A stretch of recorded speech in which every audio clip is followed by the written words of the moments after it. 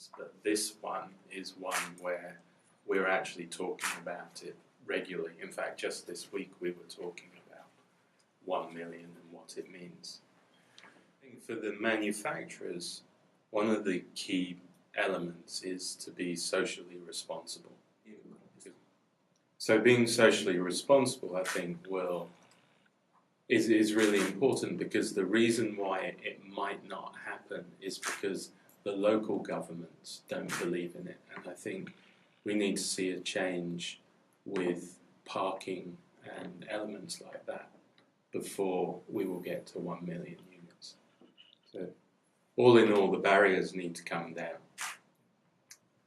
I think everybody needs to be ambitious about this, because it's a great goal to motivate everybody in the industry. But it can only happen if the wider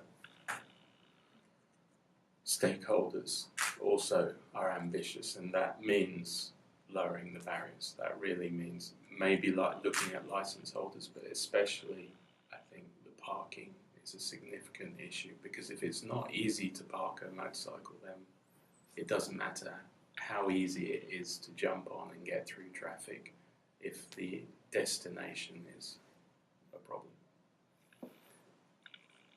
I think our strategy is three-pronged. So we use JIA as our main lobbying mechanism.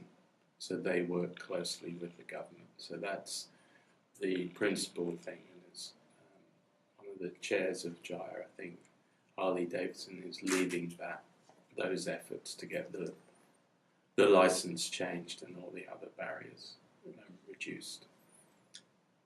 We also work with the US Embassy and have meetings with them and ask for their support in putting pressure on for a more, what we would think of as a more fair system to sell, because we only sell large capacity bikes, so we're one of the few brands that cannot sell to middleweight riders. And then, of course, we use our brand in situations like this to get our message out. But as long as there is this three-tier system, there is still a barrier to the majority of our products. And so in Harley-Davidson Japan, at the moment, our strategy is rather to help people get the license so they have the full choice, the full range.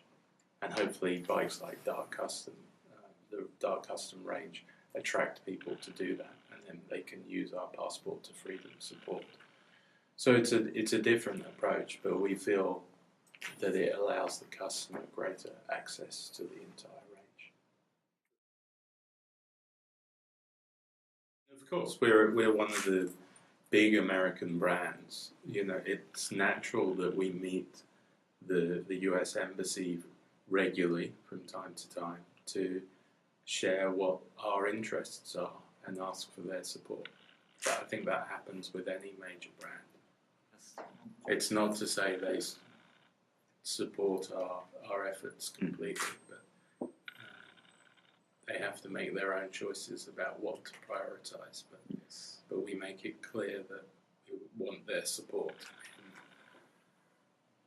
in persuading the Japanese government to lower the barriers so they can achieve their own targets of setting 70 million.